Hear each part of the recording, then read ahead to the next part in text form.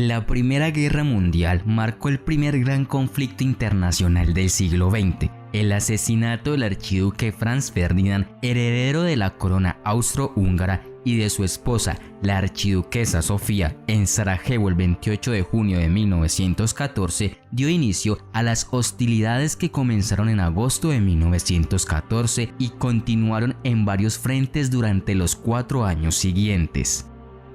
Las tensiones se habían estado gestando en toda Europa, especialmente en la problemática región de los Balcanes del suroeste de Europa, durante años antes de que estallara la Primera Guerra Mundial.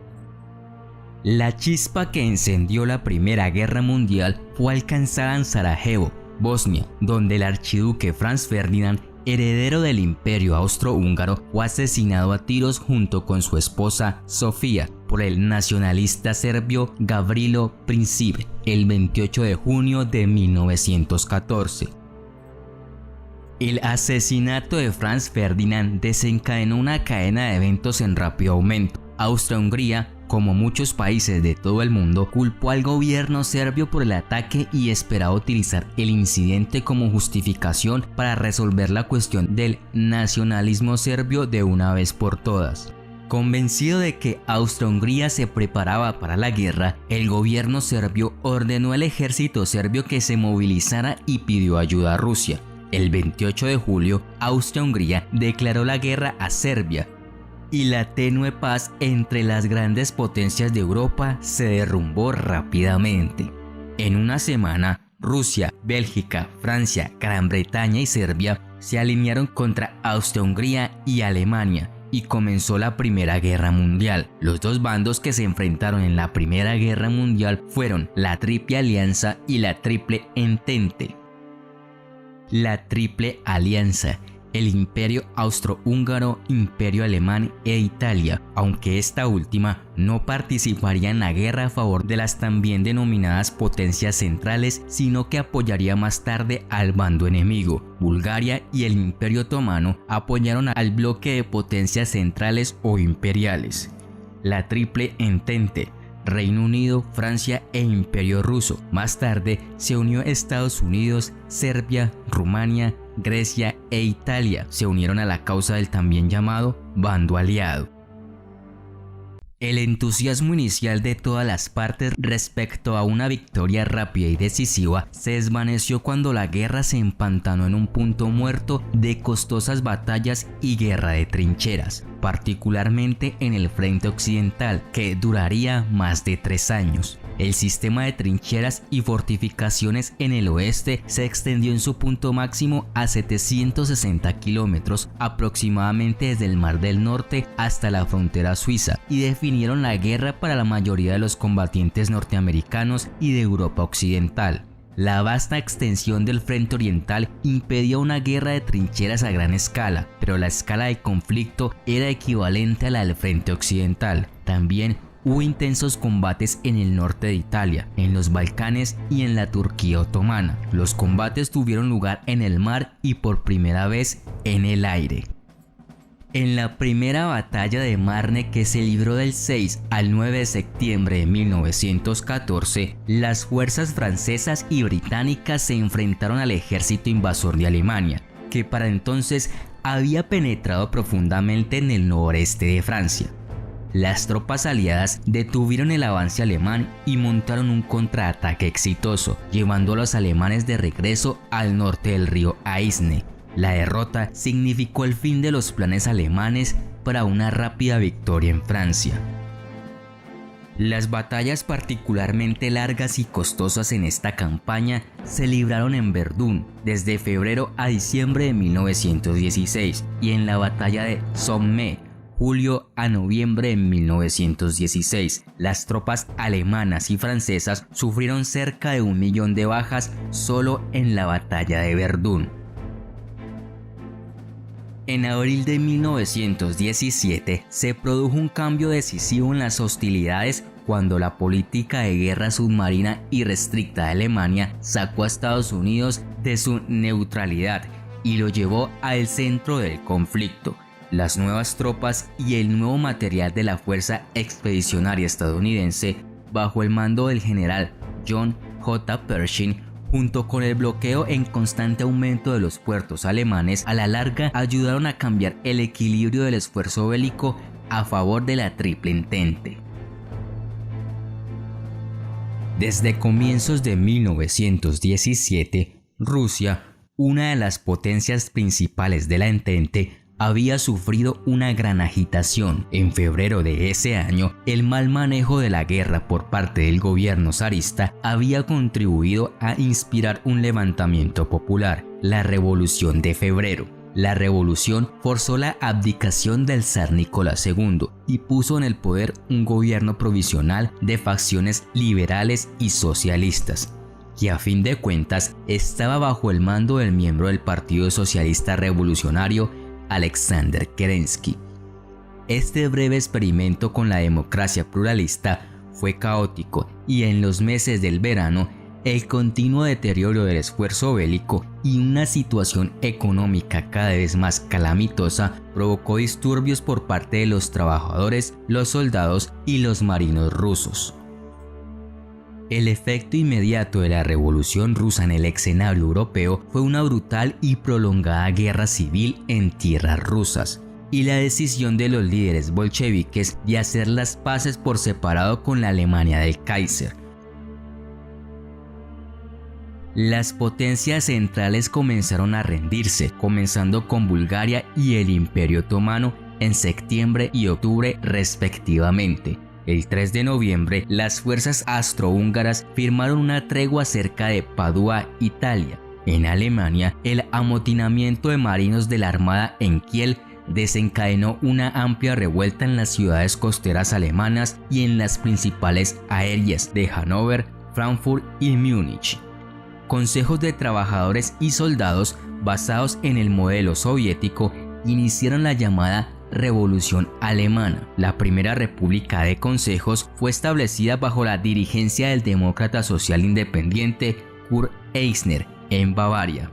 El sólido Partido Socialdemócrata de Alemania, bajo la dirigencia de Friedrich Ebert, veía a los consejos recientemente establecidos como un elemento desestabilizador y abogaba en su lugar por las demandas de la opinión pública alemana de una reforma parlamentaria y paz.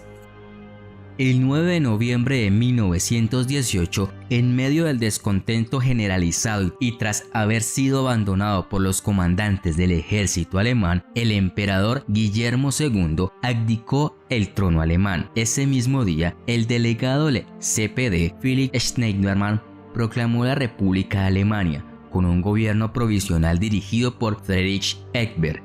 2 días más tarde, representantes alemanes dirigidos por Matthias Erzberger del partido centrocatólico se reunieron en un vagón en el bosque de Compiègne con una delegación de las potencias victoriosas de la Entente, al mando del mariscal de campo francés Ferdinand Foch, comandante general de las fuerzas de la Entente, y aceptaron los términos del armisticio.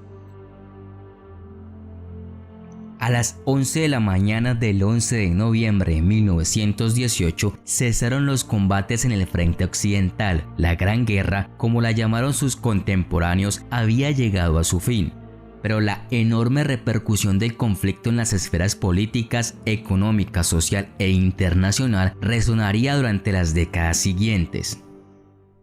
En la Conferencia de Paz de París en 1919, los líderes aliados manifestaron su deseo de construir un mundo de posguerra que se proteja contra futuros conflictos de tan devastadora escala. Algunos participantes esperanzados incluso habían comenzado a llamar a la Primera Guerra Mundial la guerra para poner fin a todas las guerras. Pero el Tratado de Versalles, firmado el 28 de junio de 1919, no alcanzaría ese noble objetivo.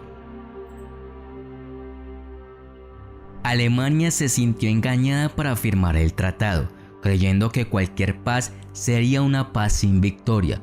A medida que pasaron los años, el odio al Tratado de Versalles y sus autores se convirtió en un ardiente resentimiento en Alemania que 2 décadas después se contabilizaría entre las causas de la Segunda Guerra Mundial. La interrupción política que rodea la Primera Guerra Mundial también contribuyó a la caída de 4 dinastías imperiales venerables: el Imperio Alemán, el Imperio austrohúngaro, el Imperio ruso y el Imperio otomano. También provocó una agitación social masiva, ya que millones de mujeres ingresaron a la fuerza laboral para apoyar a los hombres que fueron a la guerra y para reemplazar a los que nunca regresaron. La Primera Guerra Mundial también ayudó a propagar una de las pandemias mundiales más mortíferas del mundo, la epidemia de gripe española de 1918, que mató a entre 20 y 50 millones de personas aproximadamente. Las enormes pérdidas a ambos lados del conflicto en parte fueron el resultado de la introducción de nuevas armas como la ametralladora y el gas, así como el hecho de que los jefes militares no adaptaron sus tácticas a la naturaleza crecientemente mecanizada de la guerra. La política de desgaste, particularmente en el frente occidental, le costó la vida a cientos de miles de soldados.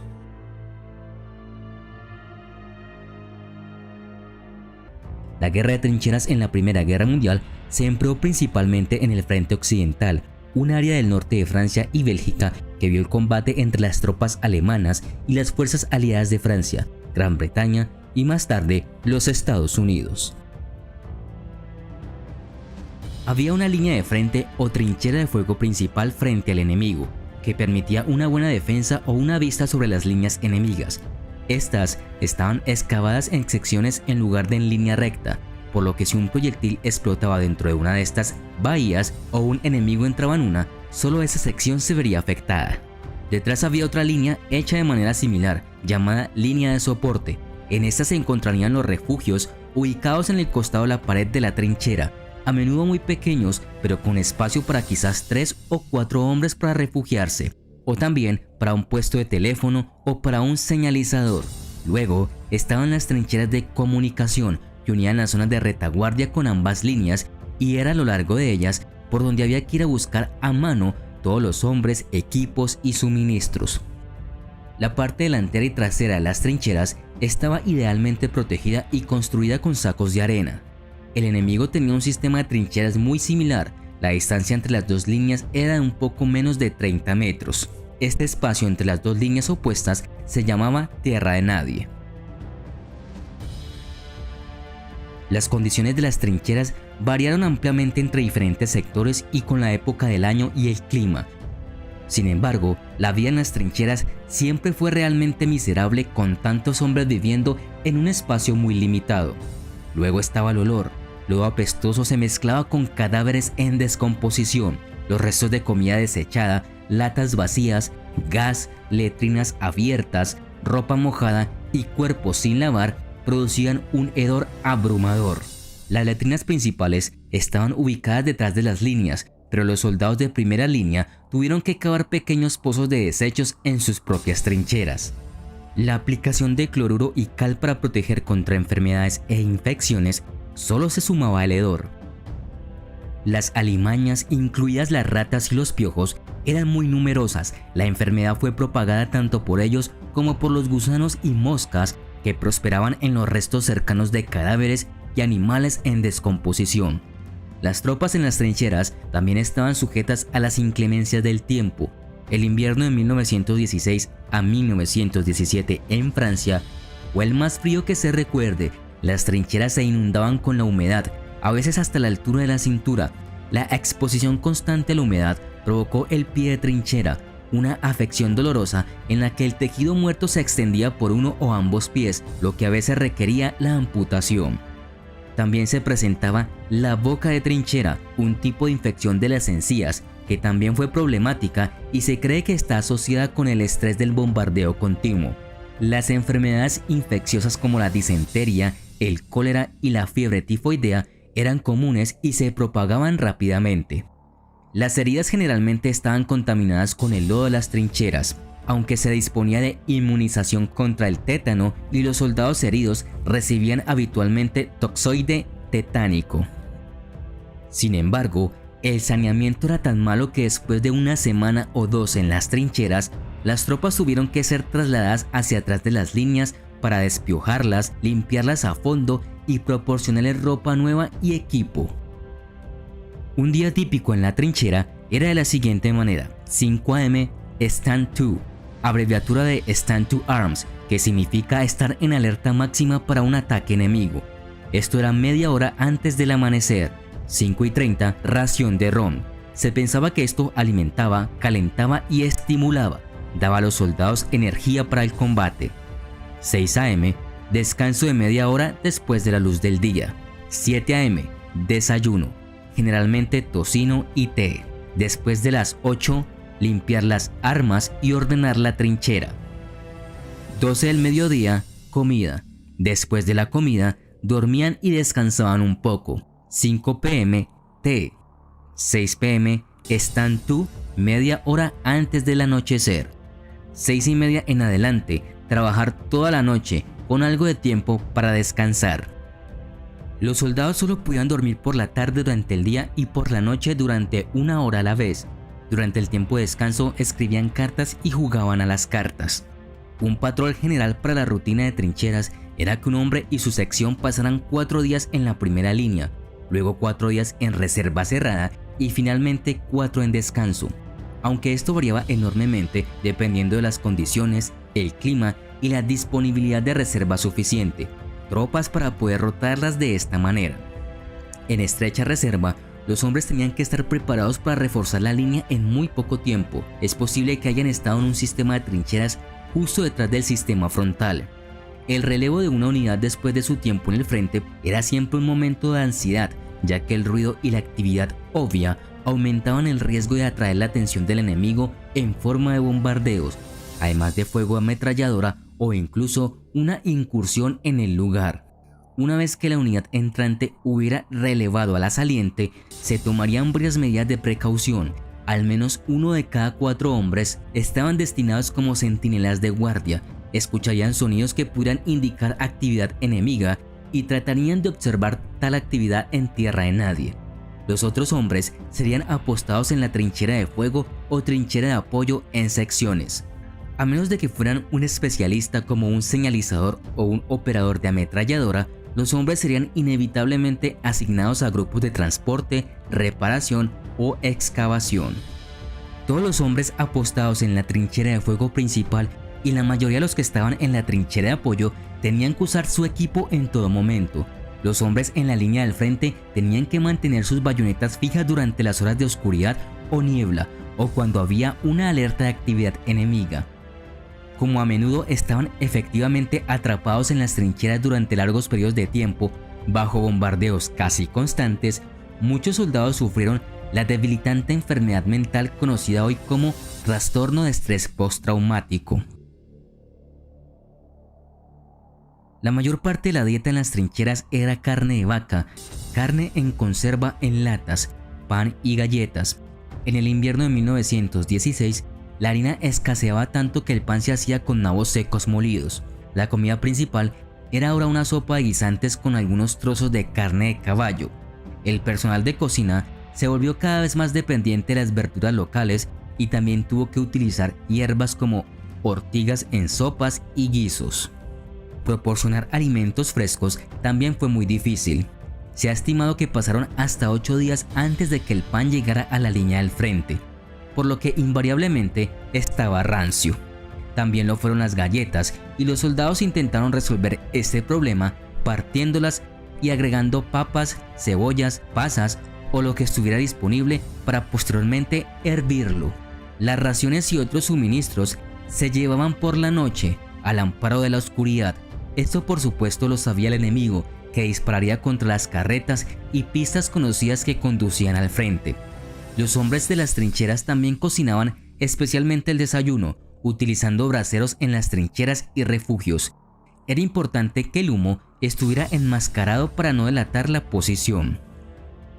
La comida se colocaba en latas de gasolina o tarros de mermelada viejos y se llevaba por las trincheras de comunicación en cajas forradas de paja.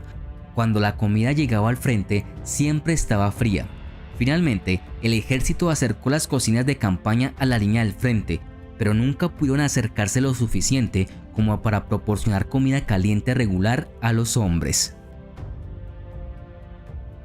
Por la noche las trincheras a menudo se convertían en un hervidero de actividad. A pesar del riesgo continuo de bombardeos nocturnos, o incursiones en trincheras, la oscuridad permitía a las tropas ocuparse de tareas vitales de suministro y mantenimiento. Se llevaron raciones y agua a la línea de frente y los equipos de construcción aprovechaban para reparar trincheras y fortificaciones, colocando tablones y alambres y preparando posiciones de artillería. También se enviaron patrullas a la tierra de nadie para ayudar a familiarizar a los soldados con el terreno del campo de batalla, localizar puestos de escucha enemigos e identificar huecos en las defensas de alambre donde las patrullas alemanas entraban en tierra de nadie. Las incursiones en trincheras eran la única forma de luchar contra el enemigo cara a cara fuera de una batalla importante. Si bien los prisioneros, los documentos capturados y otro material proporcionaron inteligencia valiosa, el objetivo principal de estas redadas era mantener la agresión e intimidar y desestabilizar al enemigo en las trincheras de enfrente. Esto se realizaba por la noche en grupos de 50 a 200 hombres, requería una planificación y ejecución cuidadosa. Se abrían agujeros en el alambre enemigo mediante bombardeos de artillería dirigidos o equipos de cortacables antes de que los exploradores dirigieran grupos de asalto a través de estos huecos. Una vez lo suficientemente cerca, el grupo de asalto se abalanzaba sobre la trinchera con la esperanza de sorprender y abrumar al enemigo. Si la redada salía bien, cuando los atacantes regresaban, lo hacían con algunos prisioneros y un botín. Los asaltantes podían esperar un furioso bombardeo enemigo en respuesta y a veces en 1 o 2 días un contraataque. Es probable que todos estos factores que se derivaron del uso generalizado de la guerra de trincheras hicieron de la Primera Guerra Mundial el conflicto más mortífero de la historia mundial hasta ese momento. Se cree que hasta 1 de cada 10 de todas las fuerzas combatientes en el conflicto murió.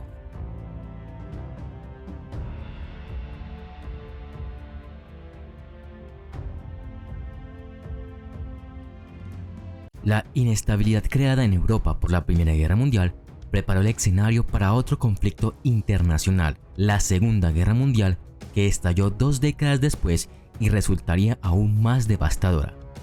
Al llegar al poder en una Alemania económica y políticamente inestable, Adolf Hitler y su partido nacionalsocialista rearmaron a la nación y firmaron tratados estratégicos con Italia y Japón para promover sus ambiciones de dominación mundial. A principios de la década de 1930, el partido nazi de Adolf Hitler explotó el descontento generalizado y profundo en Alemania para atraer apoyo popular y político. Había un resentimiento de los agobiantes términos territoriales, militares y económicos del Tratado de Versalles.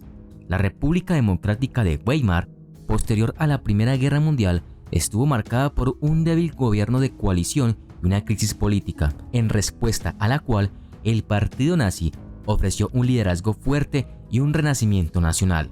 En las elecciones federales de 1930, el partido nazi ganó 107 escaños en el Reichstag, el parlamento alemán, convirtiéndose en el segundo partido más grande. Al año siguiente, duplicó sus asientos y en enero de 1933, el presidente von Hindenburg nombró canciller a Hitler, creyendo que los nazis podrían ser controlados desde dentro del gabinete. Los nazis utilizaron la intimidación y manipulación para aprobar la ley de habilitación, lo que les permitió aprobar leyes que no necesitaban ser votadas en el Reichstag. Durante el año siguiente, los nazis eliminaron a toda la oposición política restante y prohibieron a los socialdemócratas y obligaron a los otros partidos a disolverse. Después de convertirse en canciller, Hitler consolidó rápidamente el poder, ungiéndose a sí mismo como Führer, líder supremo en 1934. En la noche de los cuchillos largos de junio de 1934, Hitler ordenó a la Gestapo y a las SS eliminar a los rivales dentro del partido nazi. En 1935, las leyes de Nuremberg marcaron el inicio de una persecución institucionalizada antisemita que culminaría en la barbarie de la solución final. Obsesionado con la idea de la superioridad de la raza alemana, a la que llamó Aria, Hitler creía que la guerra era la única manera de obtener el Lebensraum o espacio vital necesario para que la raza se expandiera. A mediados de la década de 1930, comenzó el rearme de Alemania en secreto y en violación del Tratado de Versalles. Después de firmar alianzas con Italia y Japón contra la Unión Soviética, Hitler envió tropas para ocupar Austria en 1938. Y al año siguiente se anexionó Checoslovaquia. La agresión abierta de Hitler no fue controlada, ya que los Estados Unidos y la Unión Soviética estaban concentrados en la política interna en ese momento, y ni Francia ni Gran Bretaña, las dos naciones más devastadas por la Gran Guerra, estaban ansiosas por la confrontación. A finales de agosto de 1939, Hitler y el líder soviético Joseph Stalin firmaron el Pacto de No Agresión Germano-Soviético.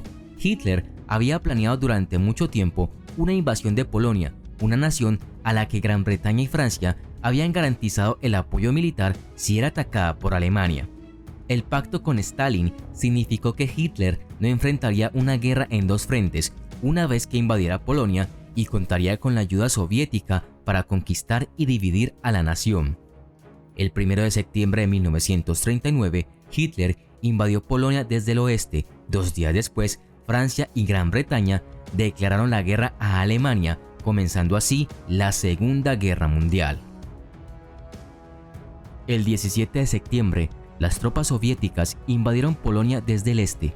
Bajo el ataque de ambos bandos, Polonia cayó rápidamente y a principios de 1940, Alemania y la Unión Soviética habían dividido el control sobre la nación de acuerdo con un protocolo secreto adjunto al Pacto de No Agresión. Las fuerzas de Stalin se movieron para ocupar los estados bálticos, Estonia, Letonia y Lituania. Durante los 6 meses posteriores a la invasión de Polonia, la falta de acción por parte de Alemania y los aliados en el oeste llevó a hablar en los medios de comunicación de una guerra falsa.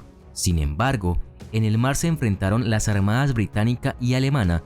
En una batalla acalorada, los submarinos alemanes alcanzaron un buque mercante con destino a Gran Bretaña y hundieron más de 100 embarcaciones en los primeros 4 meses de la Segunda Guerra Mundial.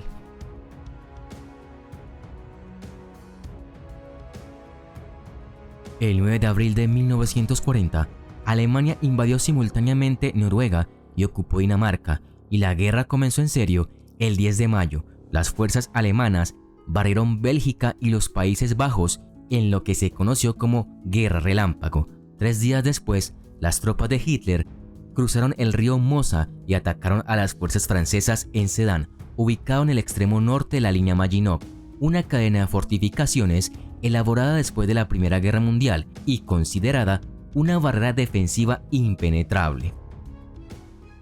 Entre el 26 de mayo y el 4 de junio, un periodo durante el cual Hitler detuvo el avance de sus tropas en Dunkerque, 200.000 británicos y 140.000 soldados franceses fueron evacuados a Inglaterra. 9 destructores aliados y aproximadamente 200 buques civiles se perdieron durante la evacuación, mientras que en el sur de Francia las fuerzas montaron una resistencia poco eficiente.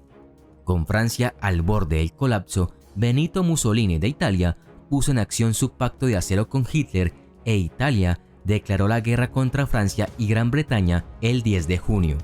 El 14 de junio, las fuerzas alemanas entraron a París. Un nuevo gobierno formado por el mariscal Philippe Pétain, el héroe francés de la Primera Guerra Mundial, solicitó un armisticio 2 noches después. Posteriormente, Francia se dividió en 2 zonas, una bajo la ocupación militar alemana y la otra bajo el gobierno de Pétain instalado en Vichy. Hitler ahora dirigió su atención a Gran Bretaña, que tenía la ventaja defensiva de estar separada del continente por el Canal de la Mancha. Para llenar el camino para una invasión anfibia llamada Operación León de Mar, los aviones alemanes bombardearon a Gran Bretaña intensivamente durante todo el verano de 1940, incluidas las incursiones nocturnas en Londres y otros centros industriales que causaron grandes víctimas civiles y daños. La Royal Air Force finalmente derrotó a la Luftwaffe, Fuerza Aérea Alemana, en la Batalla de Gran Bretaña, y Hitler pospuso sus planes de invadir. Con los recursos defensivos de Gran Bretaña llevados al límite, el primer ministro Winston Churchill comenzó a recibir ayuda crucial de los Estados Unidos en virtud de la Ley de Préstamo y Arrendamiento aprobada por el Congreso a principios de 1941. Ese mismo año, Hungría, Rumania y Bulgaria se habían unido al Eje y las tropas alemanas invadieron Yugoslavia y Grecia en abril. La conquista de Hitler de los Balcanes fue un precursor de su verdadero objetivo, una invasión de la Unión Soviética, cuyo vasto territorio daría a la raza pura alemana el Lebensraum que necesitaba. La otra mitad de la estrategia de Hitler fue el exterminio de los judíos de toda la Europa ocupada. Los planes para la solución final se introdujeron alrededor del momento de la ofensiva soviética y en los próximos 3 años, más de 4 millones de judíos perecerían en los campos de concentración establecidos en la Polonia ocupada.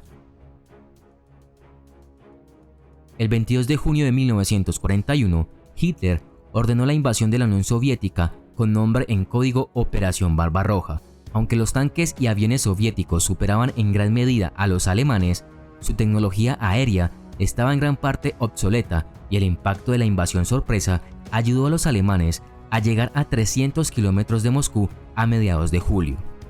Las diferencias entre Hitler y sus comandantes demoraron el avance alemán hasta octubre, cuando fue detenido por una contraofensiva soviética y el inicio del clima invernal severo.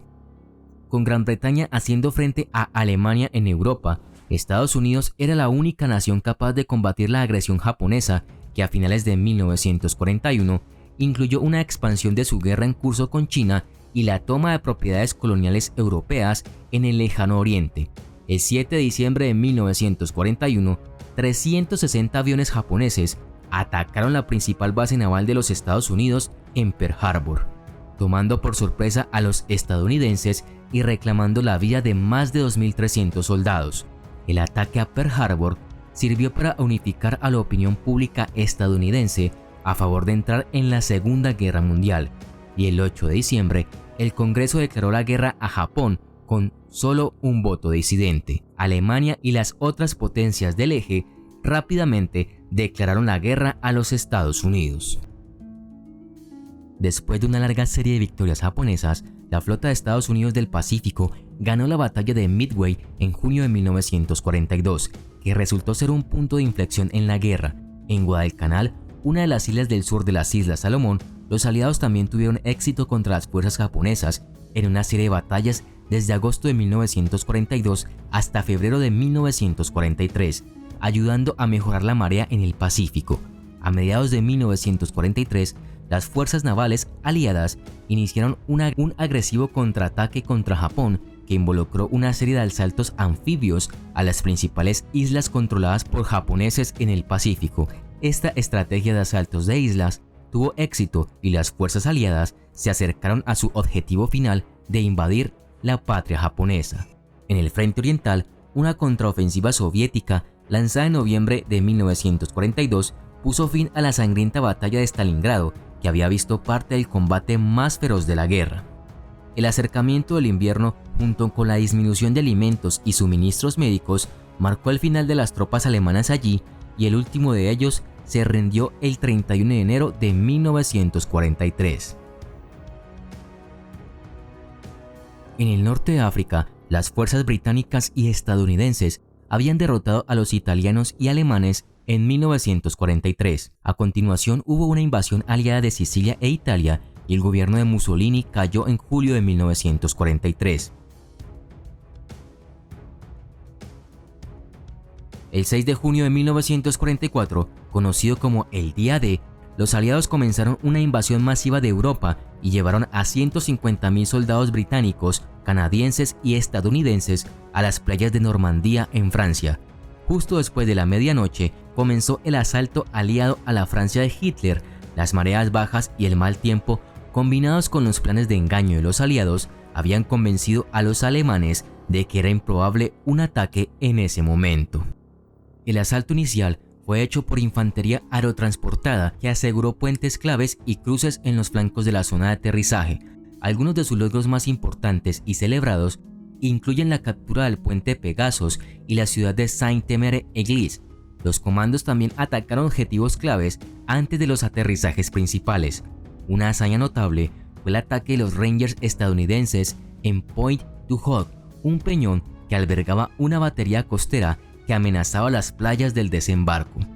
El asalto exitoso involucró escalar un acantilado de 30 metros bajo fuego alemán. A las 6:30 de la mañana, Los soldados estadounidenses desembarcaron en las playas de Utah y Omaha. Una hora después, los británicos y los canadienses llegaron a las playas de Gold, Juno y Sword, en la playa de Omaha, donde los bombarderos aéreos habían hecho poco para abolir las defensas alemanes. Los estadounidenses encontraron una feroz resistencia. Los ataques anfibios destinados a cubrir el avance de la infantería se habían hundido en los mares agitados. Las noticias de Omaha fueron tan malas que los desembarques allí casi fueron cancelados, pero eventualmente pequeños grupos de infantería estadounidense se abrieron paso alrededor de las defensas alemanas, lo que les permitió asegurar la cabeza de playa, pero Omaha le costó a los estadounidenses más de 2000 bajas. Las tropas británicas y canadienses hicieron lo mismo en sus respectivas playas. Al final del día, aunque aún no habían tomado su objetivo de Caen, los soldados habían penetrado 6 kilómetros tierra adentro y su punto de apoyo en Normandía era seguro a las 6 de la tarde.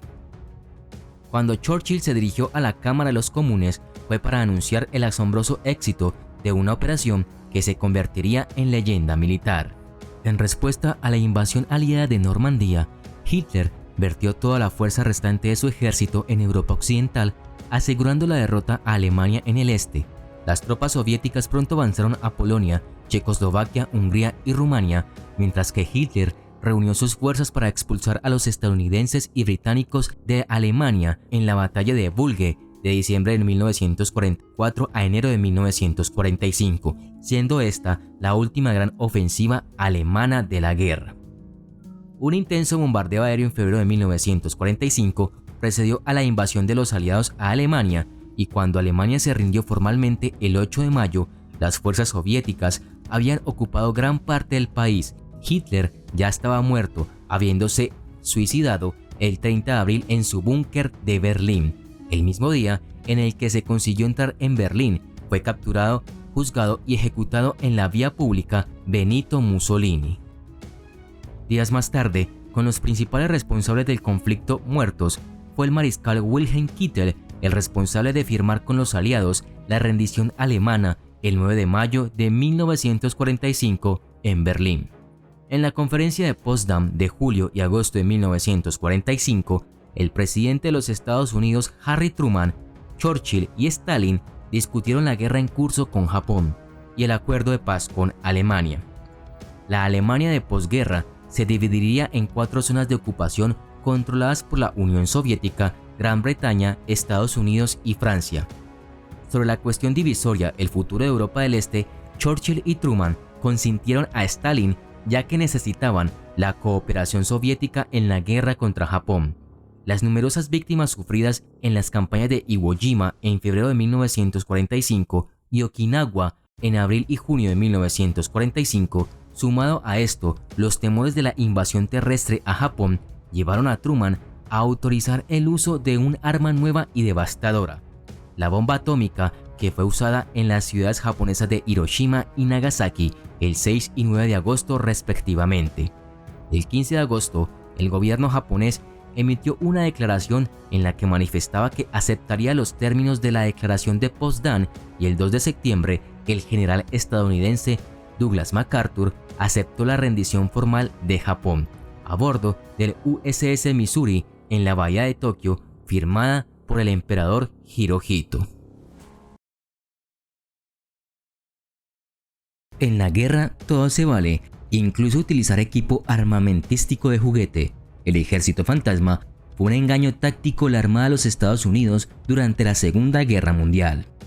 Activado el 20 de enero de 1944, las tropas especiales del cuartel general 23º, conocidas como el Ejército Fantasma, fueron la primera unidad de engaño táctico multimedia y móvil en la historia del ejército de los Estados Unidos. Con una fuerza autorizada de 82 oficiales y 1023 hombres, bajo el mando del coronel veterano del ejército Harry L. Reeder, esta unidad única y ultrasecreta era capaz de simular 2 divisiones completas, aproximadamente 30.000 hombres, y utilizaba sistemas visuales sónicos y de radio para engañar a las fuerzas alemanas durante la Segunda Guerra Mundial, y así hacer creer a los alemanes que el desembarco aliado en Francia se realizaría al este de la costa y no en Normandía. De forma concreta, La misión de estos personajes contratados era conseguir de que el Führer creía que los aliados disponían de una gran cantidad de tropas adicionales. Así es que el ejército fantasma se ubicó en varios puntos estratégicos del mapa para dispersar a las fuerzas alemanas por toda la costa francesa y de esta manera debilitar las defensas de Normandía, donde se llevaría a cabo el verdadero asalto. Los soldados de este grupo fueron reclutados desde las más diversas profesiones: artistas, actores, diseñadores, arquitectos e ingenieros. Los hombres procedían de todo el país y de todos los ámbitos de la vida. Algunos eran graduados de universidades prestigiosas, otros habían dejado sus trabajos, algunos eran soldados de carrera, otros eran reclutas, muchos graduados de West Point y ex participantes del programa de entrenamiento especializado del ejército fueron asignados al 23º, y se dijo que tenía uno de los coeficientes intelectuales más altos del ejército, con un promedio de 119. La creación de esta falsa unidad se comenzó a plantear en torno al año de 1943, año en que las fuerzas aliadas estaban ya decididas a acabar con el poder alemán por toda Europa. De hecho, esta necesidad se acrecentó después de que Hitler invadiera Yugoslavia y Grecia y comenzara la conocida Operación Barbarroja, el plan alemán para hacerse con el control de la Unión Soviética. Al poco tiempo, el Führer consiguió acabar con la paciencia aliada gracias a sus ansias expansionistas. Era el momento de detenerlo. Tanto británicos como norteamericanos establecieron que era hora de arrebatar el suelo galo a los nazis, aún a sabiendas del gran coste de vidas que supondría para sus fuerzas armadas. Estaba decidido. Lo idóneo era atravesar el escaso espacio que había entre el sur de Gran Bretaña y el norte de Francia con una gran flota y asaltar las playas fortificadas de Hitler en Normandía. Una vez dentro de Europa continental, solo era necesario ir ganando terreno a los alemanes hasta llegar a Berlín. Por ello, había que idear alguna estratagema para que los alemanes dispersaran sus fuerzas a lo largo de toda la costa norte. Así, el 26 de febrero, el presidente Franklin Roosevelt emitió una directiva de alto secreto sobre el plan de engaño diseñado para convencer a los alemanes de que Normandía no era el único destino aliado. Para llevar a cabo el engaño, la estrategia se dividía en tres aspectos: el visual, el auditivo y el actoral. En la estrategia visual, el ejército fantasma utilizaba tanques, aviones o artillería inflable que de lejos o en la oscuridad de la noche parecían reales. Por ejemplo, la 613 División de Ingenieros de Camuflaje, equipada con cañones, jeeps, aeroplanos y tanques que los encargados inflaban con compresores de aire y luego ocultaban un poco imperfectamente para que la vigilancia aérea del enemigo pudiera detectarlos. Además, eran capaces de crear campos de aviación ficticios y baterías de artillería. En unas pocas horas empezaron a edificarse auténticos campamentos militares falsos y que no contenían más que solo aire. En las tiendas no había un solo soldado, en los cajones de madera no aguardaban ninguna bala. Este material en principio se fabricaba de madera por parte de carpinteros experimentados. No obstante, terminó haciéndose de caucho para ahorrar tiempo y dinero, pero el engaño no acabó en ese punto. Los militares pensaron hasta en el más mínimo detalle. Para que los aviones de reconocimiento alemanes mordieran el anzuelo al sobrevolar los campamentos, se encargó a los soldados que realizaran surcos en la tierra similares a los que hacían las orugas de los blindados. El engaño auditivo consistía en simular con parlantes gigantes los fuertes ruidos que producían hombres y descargas de artillería. Estaba a cargo de sus operaciones el coronel Hilton Riley, quien, ayudado por ingenieros de los laboratorios Bell, habían acudido al fuerte Knox para grabar los sonidos de las unidades de infantería junto con una serie de efectos de sonidos que posteriormente llevaron a Europa. En cada montaje, los sonidos podían ser mezclados para crear el escenario que querían mostrar al enemigo. Las grabaciones se hacían con un grabador de cable, el antecesor de la grabadora de cinta, y luego se reproducían con poderosos amplificadores y parlantes montados en mitad de los caminos. El sistema alcanzó tal efectividad que los sonidos podían ser escuchados hasta 24 kilómetros de distancia. Las comunicaciones de radio estaban a cargo de la Compañía Especial de Señales. Sus operarios creaban falsas redes de tráfico, haciéndose pasar por operadores de radio de las unidades reales. Aprendieron a imitar el método de enviar mensajes en código Morse para que el enemigo nunca pudiera detectar la señal de radio real. Estos operadores transmitían falsas notificaciones que informaban de la llegada de unidades extranjeras. Incluso la estrategia llegó hasta los periódicos locales. Los sacerdotes de East Anglia escribieron a los periódicos locales quejándose del mal comportamiento de las tropas extranjeras. En el engaño actoral, finalmente se utilizaron efectos teatrales para complementar las simulaciones. Llamada por todos atmósfera, esta farsa incluía la visita de actores disfrazados con las insignias de generales de alto rango a lugares donde era posible que los agentes del enemigo los vieran, para simular que un gran ejército se encontraba cerca. Después los camiones eran mandados en convoys con solo 2 soldados en la puerta trasera para simular un camión repleto de infantería bajo la cubierta de lona. Además, los miembros de esta escurridiza armada mezclaban unos tanques reales con otros inflables para lograr a distancia un efecto más realista. Además, los campamentos fantasmas recibieron también la visita del rey Jorge VI y del alcalde de Dover. Sin embargo, la puntilla final de este engaño, y lo que probablemente terminó de convencer a los alemanes de que el ejército fantasma era real, fue el comandante al que se le otorgó el curioso honor de dirigir este batallón, el general George Patton. La elección no podía ser más acertada, pues este oficial tenía una hoja de servicio lo suficientemente reseñable como para generar cierto respeto en los alemanes. Tomada esta decisión, se encargó al militar que realizara una gira europea en la que fuera ampliamente fotografiado. El 26 de enero de 1944, Patton fue finalmente llevado a Inglaterra para supuestamente comandar el ejército fantasma. Finalmente, y a sabiendas de que los alemanes ya habían mordido el anzuelo, solo era poner en práctica la última parte del plan para hacer creer a los alemanes que el propio día D recibirían 3 grandes ataques en varios puntos de la costa norte de Francia. De hecho, la noche del 5 de junio, pocas horas antes de la invasión, se preparó varias unidades con el fin de simular la movilización de una ingente cantidad de hombres, y varios bombarderos lanzaron tiras de aluminio para simular en la pantalla de los radares alemanes la aproximación de un convoy invasor a la costa del Cabo de Antifer. La operación funcionó a la perfección. Los alemanes enviaron instantáneamente notificaciones informando que en Calais y Dunkerque, una ciudad portuaria alejada de Normandía, se esperaba la llegada de una gran flota aliada. Tras este engaño, comenzó el desembarco de Normandía.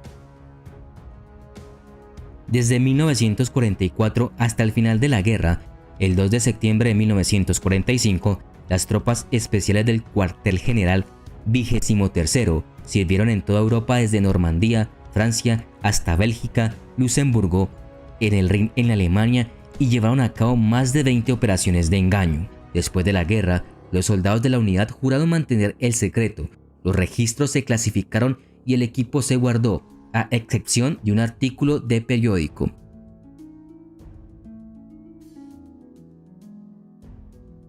La Guerra de Corea comenzó el 25 de junio de 1950, cuando unos 75.000 soldados del Ejército Popular de Corea del Norte cruzaron el paralelo 38. Las Naciones Unidas, con Estados Unidos como participante principal, se unieron a la guerra del lado de los surcoreanos, y la República Popular de China acudió en ayuda de Corea del Norte. Después de que se habían sufrido más de 1 millón de bajas en combate en ambos lados, la lucha terminó en julio de 1953, con Corea todavía dividida en 2 estados hostiles, y desde entonces se ha aceptado la línea del frente como la frontera de facto entre Corea del Norte y Corea del Sur. El 10 de agosto de 1945, después de que Estados Unidos lanzara bombas atómicas sobre Hiroshima y Nagasaki, Japón ofreció rendirse en la Segunda Guerra Mundial.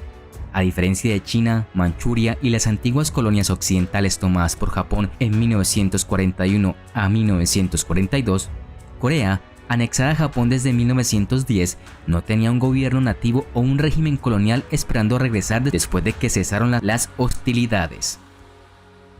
Las tropas soviéticas, parte de las fuerzas aliadas, inmediatamente comenzaron a llegar a Corea. Estados Unidos estaba consternado y actuó rápidamente para evitar que toda Corea se convirtiera en un estado satélite soviético. Tim Rooks, entonces coronel del ejército, seleccionó el paralelo 38 como la línea que dividiría el sector controlado por Estados Unidos del sector controlado por los soviéticos. El general Douglas MacArthur anunció la división de Corea en dos zonas de ocupación en la Orden General número 1, que Stalin aceptó. Una coalición de nacionalistas coreanos formó la República Popular de Corea como gobierno interino.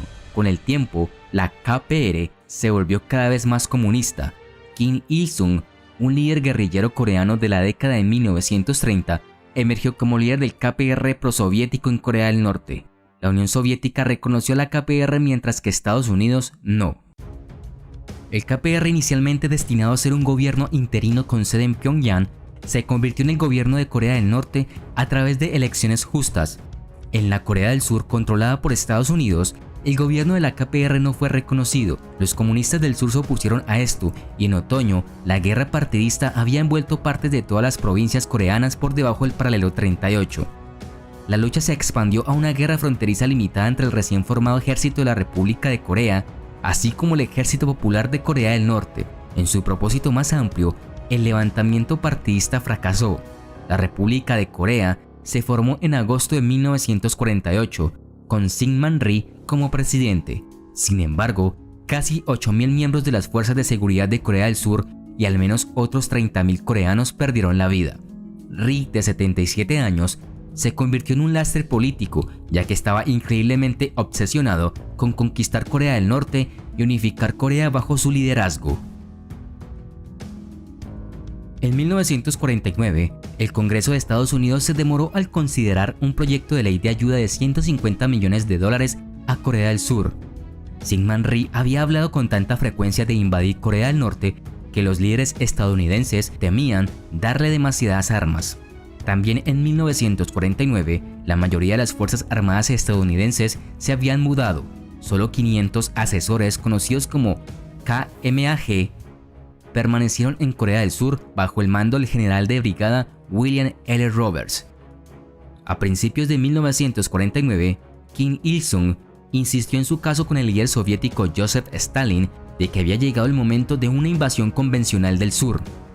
Stalin se negó, preocupado por la relativa falta de preparación de las Fuerzas Armadas de Corea del Norte y por la posible participación de Estados Unidos. Después de otra visita de Kim a Moscú en marzo o abril de 1950, Stalin aprobó una invasión. El 25 de junio de 1950, el ejército norcoreano atacó a Corea del Sur, cruzando el paralelo 38. Los funcionarios del Pentágono estaban atónitos y no tenían preparado un plan de contingencia inmediato. Inmediatamente después de la invasión, estos asesores discutieron la posibilidad de enviar al general Douglas MacArthur, el comandante estadounidense en el lejano oriente, para liderar una respuesta militar. Los invasores norcoreanos esperaban tomar Seúl, la capital de Corea del Sur, lo más rápido posible. La mayoría de las fuerzas de la República de Corea fueron derrotadas por las tropas de Corea del Norte. Solo una división de la República de Corea, la sexta, mantuvo su posición. El Ejército Popular de Corea entró a Seúl en la tarde del 28 de junio, pero los norcoreanos no lograron su objetivo de una rápida rendición del gobierno de Rhee y la desintegración del ejército surcoreano. Sin embargo, si el sur quería evitar el colapso, necesitaría ayuda de las Fuerzas Armadas de Estados Unidos. La respuesta inicial de Truman, en lugar de presionar por una declaración de guerra al Congreso, que consideraba demasiado alarmista y que consumía mucho tiempo, Truman acudió a las Naciones Unidas en busca de una sanción. La ONU categorizó el ataque de Corea del Norte como una ruptura de la paz en lugar de agresión, porque los soviéticos argumentaron que la guerra de Corea fue en realidad una guerra civil. Como guerra interna de la nación de Corea, la ONU no tendría derecho a interferir en esto. La mayoría de los estadounidenses ignoraron esta interpretación de la guerra de Corea. Mientras tanto, la opinión pública y del Congreso de los Estados Unidos apoyó la intervención militar sin una disidencia significativa. El 30 de junio, con el ejército de la República de Corea en una situación desesperada, Truman cedió y le dio a MacArthur autorización para transferir 2 divisiones completas de Japón a Corea. Durante aproximadamente 2 meses y medio, MacArthur simplemente trató de evitar que el ejército norcoreano tomara Busan.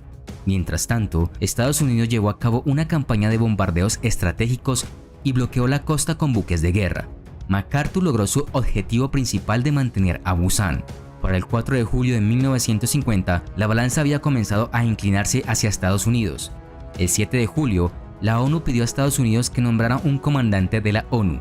Truman rápidamente nombró a MacArthur comandante en jefe del comando de la ONU. MacArthur respondió a este honor exigiendo más tropas. En la costa este, los cruceros y destructores de la Marina de los Estados Unidos se convirtieron en una artillería pesada de alta mar para el primer cuerpo de la República de Corea. Mientras tanto, empezaron a llegar nuevas unidades del ejército y la infantería de marina de los Estados Unidos, complementadas por una brigada de la Commonwealth británica. En septiembre de 1950, cuando los norcoreanos creían que las fuerzas de Estados Unidos, la ONU y la República de Corea estaban atrapadas, MacArthur comenzó a retirar a los Marines de Busan. Había planeado un golpe maestro, un atrevido asalto anfibio al puerto coreano de Incheon a mitad de camino de la península. MacArthur planeó usar Incheon como base para atacar Seúl y desde allí cortó los suministros al Ejército Popular de Corea del Norte, que entonces estaban atacando a Busan. El destacamento de Estados Unidos contaba con 70.000 hombres. Los Marines tomaron Wolmi, una isla cercana de Incheon, con bajas mínimas. Al anochecer del 15 de septiembre controlaban Incheon, para luego tomar Seúl, y el 27 de septiembre el octavo ejército de Walker de Busan se reunió con el ejército de MacArthur. El 29 de septiembre, Syngman Rhee fue restaurado al poder en Seúl. En lugar de detenerse en el paralelo 38, MacArthur, con el apoyo estadounidense, envió sus fuerzas al norte de la línea divisoria. Mientras tanto, Zhou Enlai, el ministro de Relaciones Exteriores de la República Popular de China, prometió que la República Popular China defendería Corea del Norte y enviaría tropas a través de Yalu si Estados Unidos cruzaba el paralelo 38. El 17 de agosto, Estados Unidos anunció en los pasillos de la ONU la construcción de su objetivo de unificar Corea. A fines de agosto, las fuerzas de Estados Unidos, la ONU y la República de Corea avanzaban más al norte de Corea, acercándose a la frontera con China. El bombardeo accidental de Estados Unidos de un aeródromo de Manchuria justo al norte del río Yalu, que separa a Corea del Norte de Manchuria, alarmó aún más a los líderes de la República Popular China. El 9 de octubre, MacArthur envió sus fuerzas a través del paralelo 38 cerca de Kaesong, con el objetivo de capturar Pyongyang, la capital de Corea del Norte. El 15 de octubre, Truman voló a Wake Island para reunirse con MacArthur. En la reunión, Truman trató de enfatizar la importancia de manejar la situación coreana con cuidado y diplomacia. MacArthur, por otro lado, predijo que ni la Unión Soviética ni la República Popular China probablemente acudirían en ayuda de Corea del Norte. MacArthur regresó a Corea sin inmutarse y sus fuerzas ocuparon Pyongyang en cuestión de días. MacArthur sintió que el ejército norcoreano había sido esencialmente destruido a mediados de octubre y, en contra de las recomendaciones del Estado Mayor Conjunto, envió sus fuerzas a las partes más septentrionales de Corea del Norte. Sus tropas fueron alcanzadas por sorpresa y diezmadas cuando las tropas comunistas chinas comenzaron a atacar sus fuerzas. El 25 de octubre, la República Popular China atacó a los soldados de la República de Corea y los derrotó en Pukchon. El 1 de noviembre, los chinos derrotaron a las tropas estadounidenses en Unsan, en el primer combate chino-estadounidense de la guerra. MacArthur, que todavía esperaba algún día postularse para presidente, se obsesionó con una victoria absoluta. Comenzó a tratar de manipular a Washington para que Washington le ordenara hacer exactamente lo que quería. Enfurecido por las acciones de MacArthur, Truman ciertamente quería sacarlo del mando, pero MacArthur seguía siendo demasiado popular en los Estados Unidos.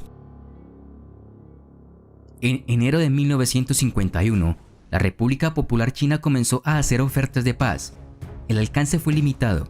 China solicitó que se llevara a cabo una conferencia de 7 potencias sobre los problemas del destino de Corea y Formosa, así como sobre la cuestión de un escaño chino en la ONU. Los estadounidenses no querían darle un escaño a China en la ONU. Estados Unidos rechazó la oferta de paz de China. En cambio, a instancias de Truman, la ONU censuró a China por agresión. Por su cuenta, MacArthur decidió ir aún más lejos en su antagonismo con los chinos. decidió enviar un ultimátum a China.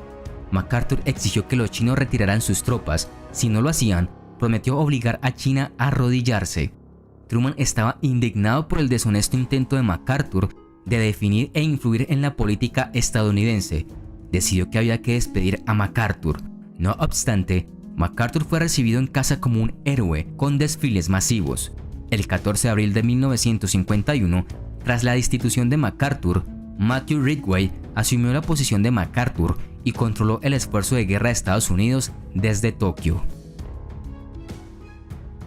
De septiembre a noviembre de 1952, la Fuerza Expedicionaria China llevó a cabo su sexta gran ofensiva de la guerra, esta vez para obligar a los aliados a volver al paralelo 38 e infligirles bajas inaceptables. Los chinos se infiltraron en los puestos avanzados aliados por la noche y luego atacaron con el apoyo de breves e intensos bombardeos de artillería.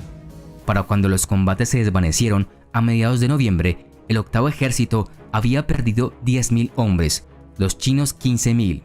Los comandantes chinos esperaban haber persuadido al presidente electo Eisenhower de que abandonara cualquier plan ambicioso para una gran ofensiva en 1953.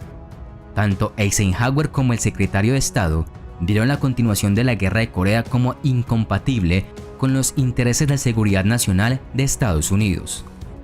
El 5 de marzo de 1953 murió Joseph Stalin y en pocas semanas el Politburó del Partido Comunista Soviético votó que la guerra en Corea debía terminar.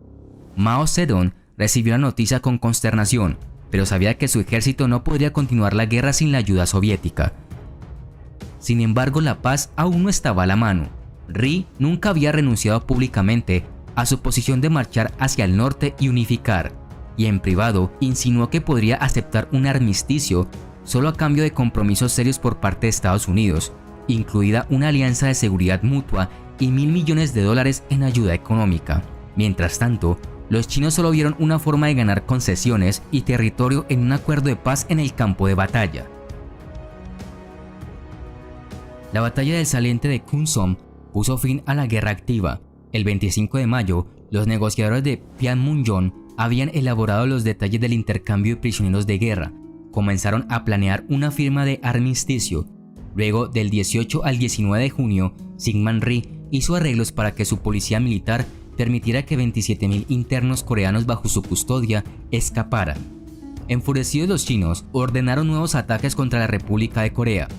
Los estadounidenses compartieron su furia, pero en aras del compromiso, convencieron a Rhee de que Estados Unidos cumpliría todas sus condiciones previas para un armisticio.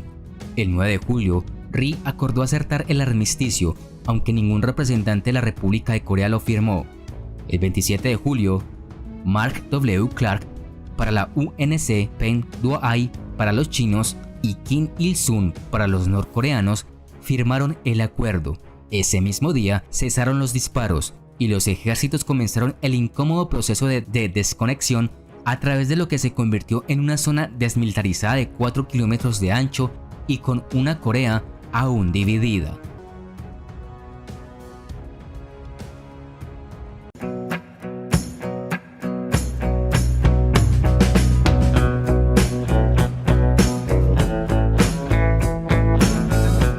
La Guerra de Vietnam fue un conflicto prolongado que enfrentó al gobierno comunista de Vietnam del Norte y sus aliados conocidos como Viet Cong contra el gobierno de Vietnam del Sur y su principal aliado, Estados Unidos. La guerra también fue parte de un conflicto regional más grande y una manifestación de la Guerra Fría entre Estados Unidos y la Unión Soviética y sus respectivos aliados. En el centro del conflicto estaba el deseo de Vietnam del Norte, que había derrotado a la administración colonial francesa de Vietnam en 1954 y unificar todo el país bajo un único régimen comunista, inspirados en los de la Unión Soviética y China. El gobierno de Vietnam del Sur, por otro lado, luchó para preservar un Vietnam más alineado con Occidente. La participación militar de Francia en Vietnam comenzó cuando envió barcos de guerra en 1847, aparentemente para proteger a los cristianos del emperador gobernante Gia Long. Antes de la década de 1880, los franceses controlaban Vietnam.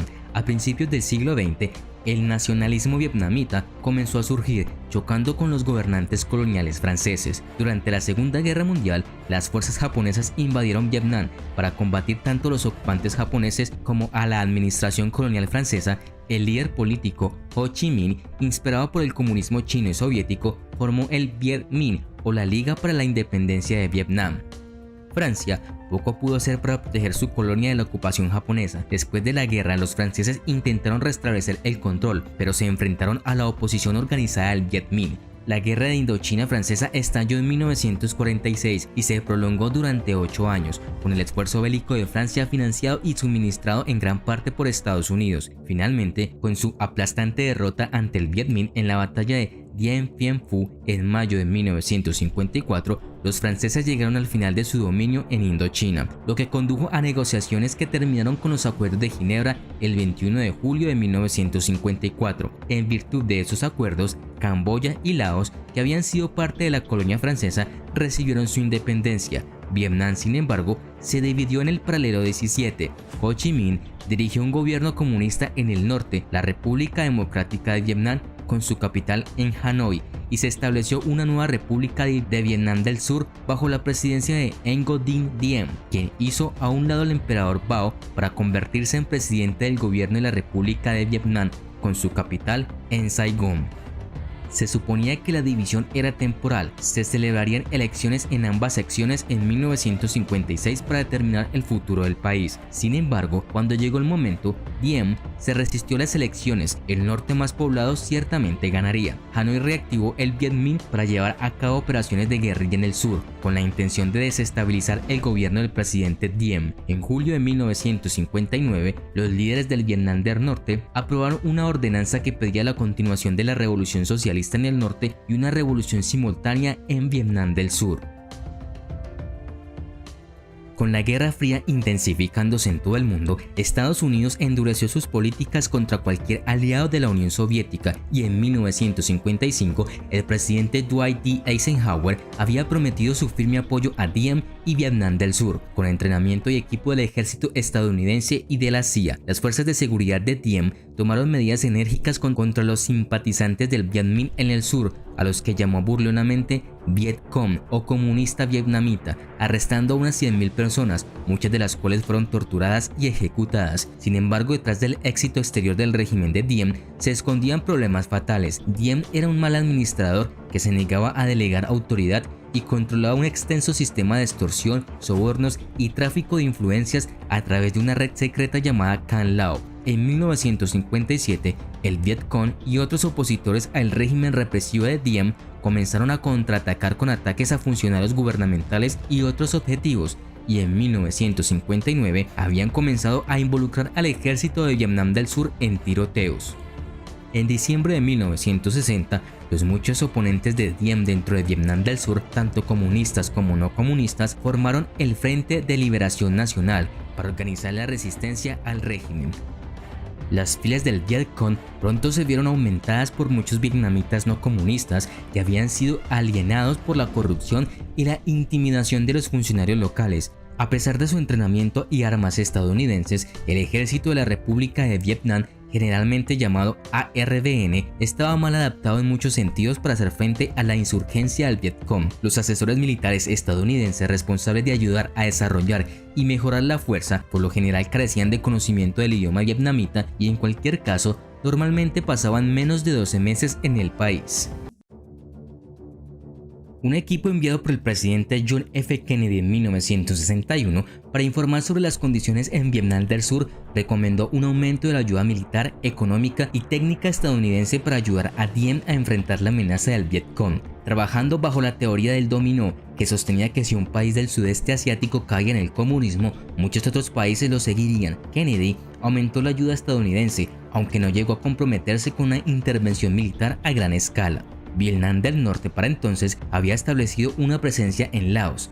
2 unidades de helicópteros estadounidenses y 400 boinas verdes llegaron a Saigón en 1961. En febrero siguiente comenzó un programa llamado Aldea Estratégica, en el cual se reubicó por la fuerza a los campesinos de Vietnam del Sur en aldeas estratégicas fortificadas. No funcionó en Vietnam. Los campesinos resintieron ser expulsados de sus tierras ancestrales.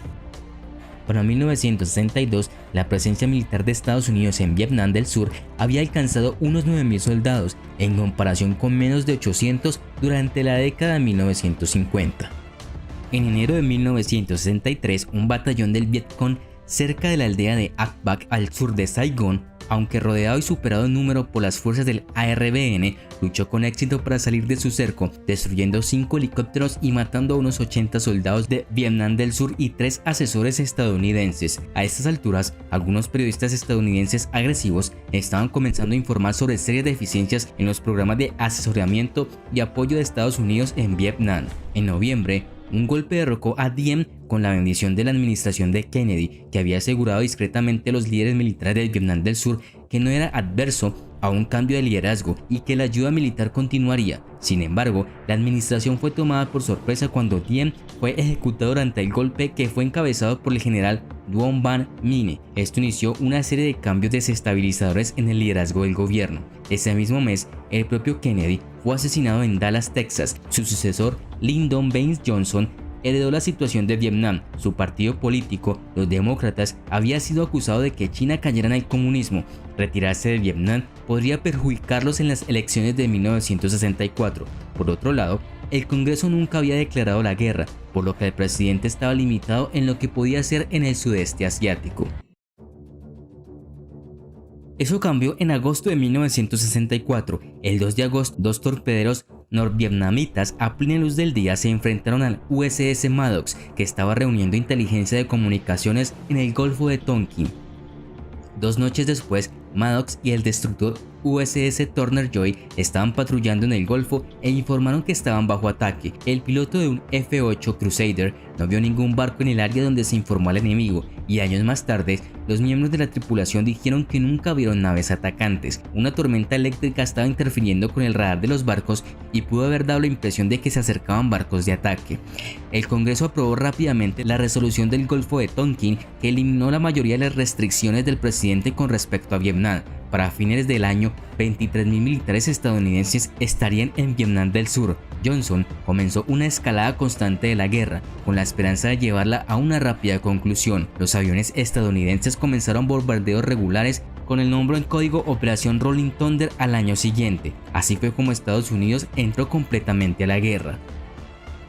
En marzo de 1965, Johnson tomó la decisión, con un sólido apoyo del público estadounidense, de enviar fuerzas de combate a la batalla en Vietnam. En junio, 82.000 soldados de combate estaban estacionados en Vietnam y los líderes militares pedían 175.000 más para fines de 1965 para apuntalar al ejército de Vietnam del Sur en apuros. A pesar de las preocupaciones de algunos de sus asesores sobre esta escalada y sobre todo el esfuerzo de guerra en medio de un creciente movimiento contra la guerra, Johnson autorizó el envío inmediato de 100.000 soldados a finales de julio de 1965 y otros 100.000 en 1966. Además de Estados Unidos, Corea del Sur, Tailandia, Australia y Nueva Zelanda también enviaron tropas para luchar en Vietnam del Sur.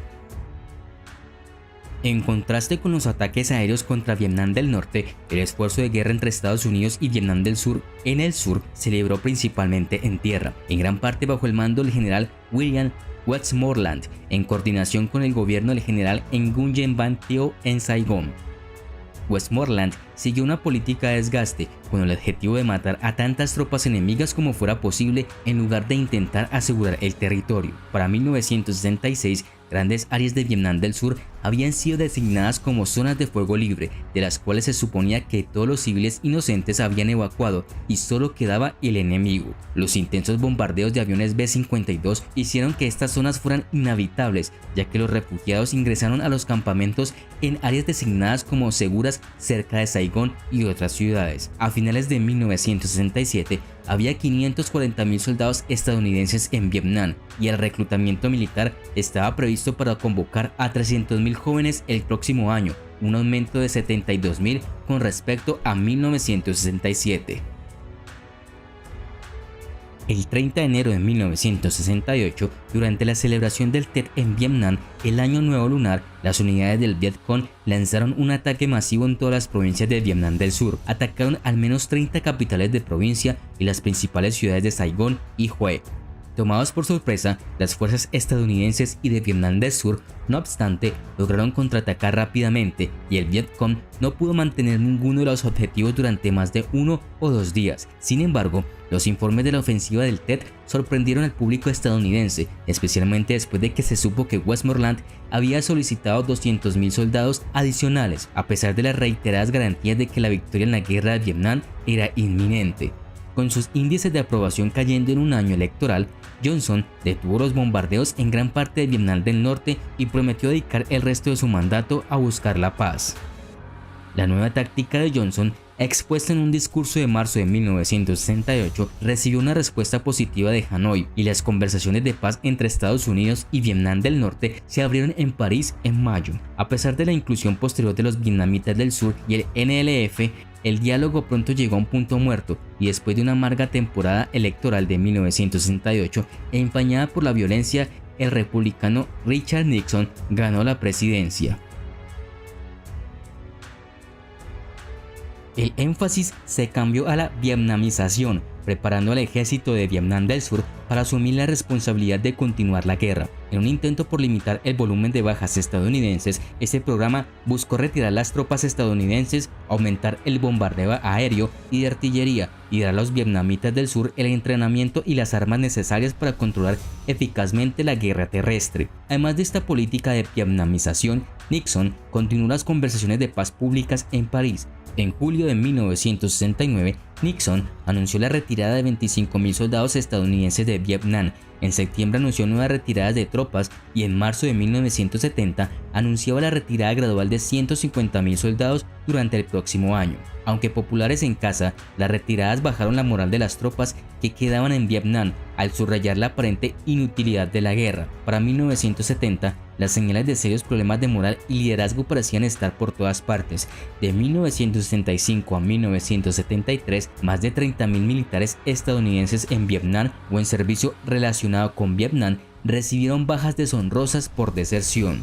El movimiento contra la guerra, que fue particularmente fuerte en los campus universitarios, dividió amargamente a los estadounidenses. Para algunos jóvenes, la guerra simbolizó una forma de autoridad desenfrenada que había llegado a resentir. Para otros estadounidenses, oponerse al gobierno se consideraba antipatriótico y traidor. El 30 de marzo de 1972, los norvietnamitas atacaron a través del Paradero 17 con 14 divisiones y regimientos individuales adicionales, mejor armados que nunca. Gracias al aumento de la ayuda de la Unión Soviética, emplearon tanques por primera vez. El ARVN se dobló, pero no se rompió. En junio, habían estancado la invasión con la ayuda del poderío aéreo estadounidense. En represalia por la invasión y con la esperanza de obligar a Hanoi a negociar de buena fe, Nixon ordenó que se minara el puerto de Haiphong en Vietnam del Norte e intensificó el bombardeo. Hanoi se ofreció a reiniciar las conversaciones de paz, pero se mantuvo intransigente en sus demandas. Frustrado, Nixon ordenó a los grandes bombarderos B-52 atacar Hanoi a partir del 16 de diciembre en la operación conocida como Linebacker. En menos de 2 semanas, estos bombarderos estratégicos habían destrozado las defensas del norte. El 27 de enero de 1973, Estados Unidos y Vietnam del Norte concluyeron un acuerdo de paz final, poniendo fin a las hostilidades abiertas entre las dos naciones. Sin embargo, la guerra entre Vietnam del Norte y del Sur continuó hasta el 30 de abril de 1975, cuando las fuerzas norvietnamitas capturaron Saigón y la rebautizaron como ciudad Ho Chi Minh, en honor a su líder, quien había muerto en 1969 después de años de guerra. Aproximadamente 2 millones de vietnamitas murieron, 3 millones resultaron heridos y otros 12 millones se convirtieron en refugiados. La guerra destrozó la infraestructura y la economía del país. En 1976, Vietnam se unificó como la República Socialista de Vietnam.